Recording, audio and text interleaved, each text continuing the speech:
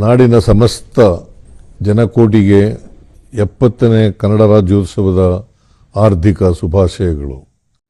ನಾಡು ಮತ್ತು ನುಡಿಗಳನ್ನು ಕಾಪಾಡಿಕೊಂಡು ಸಮೃದ್ಧಗೊಳಿಸುವ ದೀರ್ಘವಾದ ಚಳುವಳಿಯಲ್ಲಿ ನಾವೆಲ್ಲರೂ ಒಂದಾಗಿ ಮುನ್ನಡೆಯಬೇಕಾಗಿದೆ.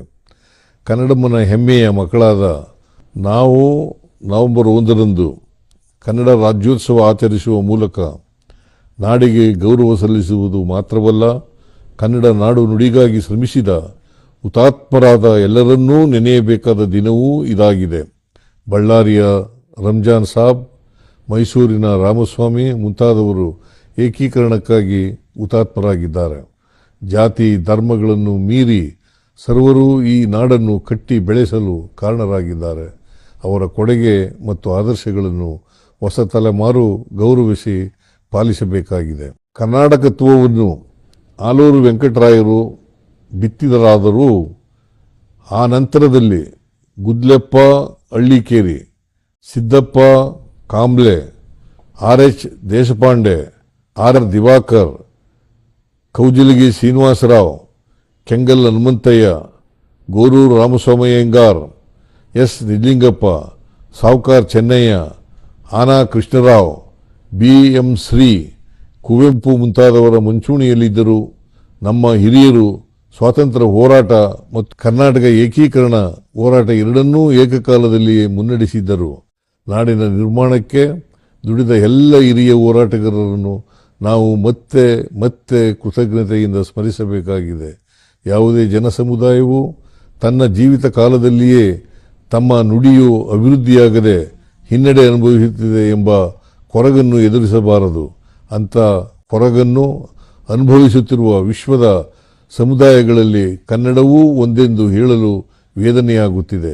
ಈ ನೆಲದಲ್ಲಿ ಬದುಕುತ್ತಿರುವ ಪ್ರತಿಯೊಬ್ಬರೂ ಕನ್ನಡ ನುಡಿಯನ್ನು ಅಭಿಮಾನದಿಂದ ಬಳಸುವಂತಾದ ದಿನ ನಮ್ಮನ್ನು ತಡೆದು ನಿಲ್ಲಿಸುವವರು ಯಾರೂ ಇರುವುದಿಲ್ಲ. ಉನ್ನತ ಶಿಕ್ಷಣದಲ್ಲಿ ಹಾಗೂ ಸಂಶೋಧನೆ ಮತ್ತು ಅಭಿವೃದ್ಧಿ ಚಟುವಟಿಕೆಗಳು ಕನ್ನಡದಲ್ಲಿಯೇ ನಡೆಯುವಂತಾಗಬೇಕು ಎನ್ನುವುದು ನನ್ನ ಮಹದಾಸೆ. ಕನ್ನಡ ಭಾಷೆಗೆ 2000 ವರ್ಷಗಳಿಗೂ ಹೆಚ್ಚಿನ ಇತಿಹಾಸವಿದೆ. ಜಾನಪದ, ಸಂಗೀತ, ನೃತ್ಯ, ಶಿಲ್ಪಕಲೆ, ಚಿತ್ರಕಲೆಗಳನ್ನುಳ್ಳ ಸಾಹಿತ್ಯ ಸಂಸ್ಕೃತಿಗಳು ನಮ್ಮ ಪರಂಪರೆಯನ್ನು ಶ್ರೀಮಂತಗೊಳಿಸಿವೆ. ಫ್ರಾನ್ಸ್ ಕ್ರಾಂತಿಗೂ ಮೊದಲು ಕುಶಲಕರ್ಮಿಗಳೆಲ್ಲ ಬಸವಣ್ಣನವರ ನೇತೃತ್ವದಲ್ಲಿ ಒಟ್ಟುಗೂಡಿ ಕಾಯಕ ಮತ್ತು ದಾಸೋಹ ತತ್ವವನ್ನು ಜಗತ್ತಿಗೆ ನೀಡಿದ ಶರಣರ ಸಾಮಾಜಿಕ ಕ್ರಾಂತಿಯು ಈ ನೆಲದಲ್ಲಿ ನಡೆದಿದೆ. ಜನರಾಡುವ ಭಾಷೆಯಲ್ಲಿಯೇ ಶರಣರು ವಚನಗಳನ್ನು ರಚಿಸಿ ಹಾಡಿದ್ದಾರೆ. ಇವೆಲ್ಲವೂ ನಮಗೆ ಹೆಮ್ಮೆಯಷ್ಟೇ ಅಲ್ಲ, ಸ್ಫೂರ್ತಿ ಕೂಡ. ಜಗತ್ತಿನಲ್ಲಿ ಅತ್ಯುತ್ತಮ ಸಾಹಿತ್ಯ ಸಂಪತ್ತನ್ನು ಹೊಂದಿರುವ ಕೆಲವೇ ಭಾಷೆಗಳಲ್ಲಿ ಕನ್ನಡವೂ ಒಂದು. ಮುಂದುವರೆದ ದೇಶಗಳು ತಮ್ಮ ಭಾಷೆಗೆ ಲಿಪಿ ಕಂಡುಕೊಳ್ಳಲು ಪರದಾಡುತ್ತಿದ್ದಾಗ 1500 ವರ್ಷಗಳ ಹಿಂದೆಯೇ ಕನ್ನಡದಲ್ಲಿ ಸಾಹಿತ್ಯ ರಚನೆಯು ಪ್ರಾರಂಭಗೊಂಡಿತ್ತು. ಕವಿರಾಜ ಮಾರ್ಗ ಕೃತಿಯಿಂದ ಹಿಡಿದು ಇವತ್ತಿನವರೆಗೆ ಸಾಹಿತ್ಯ ರಚನೆ ಮಾಡುತ್ತಿರುವ ಅನೇಕ ಪ್ರಮುಖರು ಸೌಹಾರ್ದ ಪರಂಪರೆಯನ್ನು ಪ್ರತಿಪಾದಿಸಿ ದ್ವೇಷತ್ವವನ್ನು ಮೂಲೆಗೆ ಎಸೆದಿದ್ದಾರೆ. ಇಲ್ಲಿ ಎಲ್ಲ ಭಾಷೆ, ಮತ, ಪಂಥಗಳ ಜನರು ಒಟ್ಟಾಗಿ ಬಾಳಿ ಬದುಕುತ್ತಿದ್ದಾರೆ. ಇಂದಿಗೂ ನಮ್ಮ ನಾಡು ಶಾಂತಿ ನೆಮ್ಮದಿಗೆ ಪ್ರತೀಕವೆನಿಸಿದೆ. ಹಾಗಾಗಿ ಇಲ್ಲಿ ಅಭಿವೃದ್ಧಿ ಸಾಧ್ಯವಾಗುತ್ತಿದೆ. ಸ್ವಾತಂತ್ರ್ಯ ನಂತರ ಕನ್ನಡಿಗರ ಮುಂದಿದ್ದ ಸವಾಲು ಕನ್ನಡ ಮಾತನಾಡುವ ಜನರು ವಾಸಿಸುತ್ತಿದ್ದ ಪ್ರದೇಶಗಳ ಏಕೀಕರಣವಾಗಿತ್ತು. ಬೇರೆ ಬೇರೆ ಸಂಸ್ಥಾನಗಳಲ್ಲಿ ಚೆಲ್ಲಾಪಿಲ್ಲಿಯಾಗಿ ಹರಿದು ಹಂಚಿ ಹೋಗಿದ್ದ ಕನ್ನಡ ಪ್ರದೇಶಗಳು ಏಕೀಕರಣಗೊಂಡು ಕರ್ನಾಟಕ ರಾಜ್ಯದ ಉದಯವಾದದ್ದೇ ಒಂದು ಇತಿಹಾಸ. ಗಡಿ ಜಿಲ್ಲೆಗಳಲ್ಲಿ ಕನ್ನಡ ಭಾಷೆಯನ್ನು ಸಂರಕ್ಷಿಸಲು, ಅಭಿವೃದ್ಧಿಪಡಿಸಲು ಮತ್ತು ಅದರ ಅಸ್ಮಿತೆಯನ್ನು ಗಟ್ಟಿಗೊಳಿಸಲು ನಿರಂತರವಾದ ಪ್ರಯತ್ನಗಳು ನಡೆದಿವೆ. ಕನ್ನಡದ ಕಂಪನ್ನು ಪಸರಿಸುವಲ್ಲಿ ರಂಗಭೂಮಿ ಹಾಗೂ ಚಿತ್ರರಂಗದ ಕೊಡುಗೆಯನ್ನು ಸಹ ನಾನು ಇಲ್ಲಿ ಸ್ಮರಿಸಬಯಸುತ್ತೇನೆ. ಕನ್ನಡವೆಂದರೆ ಬರೀ ನುಡಿಯಲ್ಲ, ಇರಿದಿದೆ ಅದರ ಅರ್ಥ ಎಂಬ ಕವಿವಾಣಿಯಂತೆ ಇಲ್ಲಿನ ಭಾಷೆ, ಪರಂಪರೆ, ಕಲೆ ಮತ್ತು ಸಾಹಿತ್ಯ ಸಂಸ್ಕೃತಿಗಳೆಲ್ಲವೂ ಕನ್ನಡಮಯವಾಗಿವೆ. ಇಲ್ಲಿ ಆಳಿದ 10 ರಾಜಮನೆತನಗಳು ಕನ್ನಡ ನಾಡಿನ ಶಿಲ್ಪ, ಸಂಗೀತ, ನೃತ್ಯ, ನಾಟಕ, ಸಾಹಿತ್ಯ ಪರಂಪರೆಗಳನ್ನು ಪೋಷಿಸಿವೆ. ಪ್ರಜಾ ಸರ್ಕಾರಗಳು ಸಹ ಕನ್ನಡದ ಪೋಷಣೆಯನ್ನು ಸಾಮಾಜಿಕ ಜವಾಬ್ದಾರಿ ಎಂದು ಭಾವಿಸಿ ನಿರ್ವಹಿಸುತ್ತಾ ಬಂದಿವೆ. 21ನೇ ಶತಮಾನದಲ್ಲಿ ಕರ್ನಾಟಕ ಅಭಿವೃದ್ಧಿಯಲ್ಲಿ ಮುಂಚೂಣಿಯಲ್ಲಿರುವ ರಾಜ್ಯವಾಗಿದೆ. ಶಿಕ್ಷಣ, ಮಾಹಿತಿ ಮತ್ತು ಜೈವಿಕ ತಂತ್ರಜ್ಞಾನ, ಕೈಗಾರಿಕೋದ್ಯಮ, ಪ್ರವಾಸೋದ್ಯಮ ಹೀಗೆ ವಿವಿಧ ವಲಯಗಳಲ್ಲಿ ರಾಜ್ಯವು ತನ್ನದೇ ಆದ ಛಾಪು ಮೂಡಿಸಿದೆ. ಕನ್ನಡ ಭಾಷೆಯ ಬೆಳವಣಿಗೆಗೆ ನಮ್ಮ ಸರ್ಕಾರ ಕೆಲವು ದಿಟ್ಟ ಹೆಜ್ಜೆಗಳನ್ನಿಟ್ಟಿದೆ. ನಮ್ಮ ನಾಡಿನ ನೆಲದಲ್ಲಿ ವಿಪುಲವಾದ ನೈಸರ್ಗಿಕ ಸಂಪತ್ತು, ವಿಶಾಲವಾದ ಅರಣ್ಯ ಪ್ರದೇಶ, ಕೃಷಿ ಕ್ಷೇತ್ರಗಳಿವೆ. ನಾಡಿನ ಏಳ್ಗೆಗಾಗಿ ನಿರಂತರ ದುಡಿಯುವ ಮಾನವ ಸಂಪನ್ಮೂಲ ನಮ್ಮಲ್ಲಿದೆ. ಬುದ್ಧ, ಬಸವ, ನಾರಾಯಣಗುರು, ಅಂಬೇಡ್ಕರ್ ಅವರ ಆದರ್ಶಗಳನ್ನು ಅಕ್ಷರಶಃ ಪಾಲಿಸಿಕೊಂಡು ಬರುತ್ತಿರುವ ನಮ್ಮ ಸರ್ಕಾರ ಚುನಾವಣೆ ಪೂರ್ವದಲ್ಲಿ ನೀಡಿದ ಭರವಸೆಯಂತೆ ಪಂಚ ಗ್ಯಾರಂಟಿ ಯೋಜನೆಗಳನ್ನು ಜಾರಿಗೆ ತರುವ ಮೂಲಕ ನುಡಿದಂತೆ ನಡೆಯುವ ಸರ್ಕಾರ ಎಂಬುದನ್ನು ಸಾಬೀತುಪಡಿಸಿದೆ. ಜಾತಿ ಧರ್ಮರಹಿತವಾಗಿ ಪ್ರತಿಯೊಬ್ಬರನ್ನು ಆರ್ಥಿಕವಾಗಿ ಸುಸ್ಥಿರವಾಗಿರಿಸಲು ರೂಪಿಸಿರುವ ಯೋಜನೆಗಳು ಬಡವರು ಮತ್ತು ಕೆಳ ಮಧ್ಯಮ ವರ್ಗಗಳ ಜನರ ಬದುಕನ್ನು ಬದಲಾಯಿಸುವ ಶಕ್ತಿಯನ್ನು ಹೊಂದಿವೆ. ಸಾರ್ವತ್ರಿಕ ಮೂಲ ಆದಾಯದ ಪರಿಕಲ್ಪನೆಯಡಿ ರೂಪಿಸಿರುವ ನಮ್ಮ ಯೋಜನೆಗಳು ಕರ್ನಾಟಕ ಅಭಿವೃದ್ಧಿ ಮಾದರಿ ಯೋಜನೆಗಳೆಂದು ಪ್ರಸಿದ್ಧಿ ಪಡೆದಿವೆ. ಗ್ಯಾರಂಟಿ ಯೋಜನೆಗಳು ರಾಜ್ಯದ ಅಭಿವೃದ್ಧಿ ಮಾದರಿಯ ದಿಕ್ಕನ್ನೇ ಬದಲಾಯಿಸುತ್ತಿವೆ. ಅನ್ನಭಾಗ್ಯ, ಶಕ್ತಿ, ಗೃಹಲಕ್ಷ್ಮಿ, ಗೃಹಜ್ಯೋತಿ, ಯುವ ನಿಧಿ ಯೋಜನೆಗಳು ಸೇರಿದಂತೆ ಸಹಾಯಧನ, ಪ್ರೋತ್ಸಾಹಧನ, ವಿದ್ಯಾರ್ಥಿ ವೇತನ, ಸಾಮಾಜಿಕ ಯೋಜನೆಗಳಲ್ಲಿ ಬರುವ ಪಿಂಚಣಿ ಮುಂತಾದವುಗಳಿಗೆ 1.12 ಲಕ್ಷ ಕೋಟಿ ರೂಪಾಯಿಗಳಿಗೂ ಹೆಚ್ಚಿನ ಮೊತ್ತವನ್ನು ಜನಕಲ್ಯಾಣಕ್ಕಾಗಿ ಖರ್ಚು ಮಾಡುತ್ತಿದ್ದೇವೆ. ದೇಶದಲ್ಲೇ ಕರ್ನಾಟಕವು ಅತಿ ಹೆಚ್ಚು ತಲಾದಾಯ ಹೊಂದಿರುವ ರಾಜ್ಯವಾಗಿ ಹೊರಹೊಮ್ಮಿದೆ. ತಲಾದಾಯದಲ್ಲಿ ಕಳೆದ 10 ವರ್ಷಗಳಲ್ಲಿ 101% ಪ್ರಗತಿಯನ್ನು ಸಾಧಿಸಿದ ರಾಜ್ಯ ನಮ್ಮ ಕರ್ನಾಟಕವಾಗಿದೆ. ಜನರಲ್ಲಿ ಕೊಳ್ಳುವ ಸಾಮರ್ಥ್ಯವನ್ನು ಹೆಚ್ಚಿಸಿ ಅವರಿಗೆ ಆರ್ಥಿಕ ಸಾಮಾಜಿಕ ಶಕ್ತಿಯನ್ನು ತುಂಬುವ ಮೂಲಕ ಅಭಿವೃದ್ಧಿ ಸಾಧ್ಯ ಎಂಬುದನ್ನು ಸಾಧಿಸಿ ತೋರಿಸಿದ್ದೇವೆ. ರಾಜ್ಯದಲ್ಲಿ ಉತ್ತಮವಾದ ಮುಂಗಾರು ಮಳೆಯಾಗಿ ಅಣೆಕಟ್ಟೆಗಳು ತುಂಬಿವೆ. ರೈತರ ಮುಖದಲ್ಲಿ ಮಂದಹಾಸವಿದೆ. ಶಿಕ್ಷಣ ಕ್ಷೇತ್ರದ ಬಲವರ್ಧನೆಗಾಗಿ ಈ ವರ್ಷ 65,000 ಕೋಟಿ ರುಗಳಿಗೂ ಹೆಚ್ಚಿನ ಸಂಪನ್ಮೂಲಗಳನ್ನು ವಿನಿಯೋಗಿಸುತ್ತಿದ್ದೇವೆ. ನಮ್ಮ ವಸತಿ ಶಾಲೆಗಳು, ವಸತಿ ನಿಲಯಗಳಲ್ಲಿ 8.36 ಲಕ್ಷಕ್ಕೂ ಹೆಚ್ಚಿನ ಮಕ್ಕಳು ಅತ್ಯುತ್ತಮ ಗುಣಮಟ್ಟದ ಶಿಕ್ಷಣ ಪಡೆಯುತ್ತಿದ್ದಾರೆ. ರಾಜ್ಯದಲ್ಲಿ ಅಗತ್ಯ ಇರುವ ಕಡೆಗಳಲ್ಲಿ ಹೊಸದಾಗಿ ವಸತಿ ಶಾಲೆಗಳು, ವಸತಿ ನಿಲಯಗಳನ್ನು ಸ್ಥಾಪಿಸುತ್ತಿದ್ದೇವೆ. ಈ ವರ್ಷ 2,500 ಕೋಟಿ ರೂಪಾಯಿ ವೆಚ್ಚದಲ್ಲಿ 800 ಕರ್ನಾಟಕ ಪಬ್ಲಿಕ್ ಶಾಲೆಗಳನ್ನು ಸ್ಥಾಪಿಸುತ್ತಿದ್ದೇವೆ. ಪರಿಶಿಷ್ಟ ಜಾತಿ, ಪರಿಶಿಷ್ಟ ಪಂಗಡದವರ ಮೇಲಿನ ದೌರ್ಜನ್ಯ ಪ್ರಕರಣಗಳನ್ನು ಪರಿಣಾಮಕಾರಿಯಾಗಿ ನಿರ್ವಹಿಸಲು ಮತ್ತು ಶಿಕ್ಷೆಯ ಪ್ರಮಾಣವನ್ನು ಹೆಚ್ಚಿಸುವ ಸಲುವಾಗಿ ನಾಗರಿಕ ಹಕ್ಕು ಜಾರಿ ನಿರ್ದೇಶನಾಲಯದ ವ್ಯಾಪ್ತಿಯಲ್ಲಿ 33 ವಿಶೇಷ ಪೊಲೀಸ್ ಠಾಣೆಗಳನ್ನು ಪ್ರಾರಂಭಿಸಲಾಗಿದೆ. 17,000ಕ್ಕೂ ಹೆಚ್ಚಿನ ಪೌರ ಕಾರ್ಮಿಕರನ್ನು ಕಾಯಂ ಮಾಡಲಾಗಿದೆ. ಎಸ್ಸಿಪಿ ಮತ್ತು ಟಿಎಸ್ಪಿ ಕಾಯ್ದೆಯಡಿ ಈ ಬಾರಿ 42,018 ಕೋಟಿ ರೂಪಾಯಿಗಳನ್ನು ಒದಗಿಸಿ ಪರಿಶಿಷ್ಟ ಸಮುದಾಯಗಳ ಬಲವರ್ಧನೆಗಾಗಿ ದುಡಿಯುತ್ತಿದ್ದೇವೆ. ಕೃಷಿ ವಲಯಕ್ಕೆ 51,330 ಕೋಟಿ ರುಗಳಷ್ಟು ದಾಖಲೆಯ ಮೊತ್ತವನ್ನು ಒದಗಿಸಿದ್ದೇವೆ. ಬೆಂಗಳೂರು ಮತ್ತು ರಾಜ್ಯದ ಉಳಿದ ಕಡೆಗಳಲ್ಲಿ ಬಹುದಿನಗಳಿಂದ ಜನರಿಗೆ ಸಮಸ್ಯೆಯಾಗಿದ್ದ ಬಿ ಖಾತಾ ಗೊಂದಲಗಳನ್ನು ಬಗೆಹರಿಸಿ ಎ ಖಾತಾ ನೀಡುವ ಕ್ರಾಂತಿಕಾರಿ ತೀರ್ಮಾನ ಮಾಡಿ ಅನುಷ್ಠಾನ ಮಾಡುತ್ತಿದ್ದೇವೆ. ಕಂದಾಯ ಗ್ರಾಮ ಯೋಜನೆಯಡಿ 1.11 ಲಕ್ಷ ಹಕ್ಕುಪತ್ರಗಳನ್ನು ನೀಡಲಾಗಿದೆ.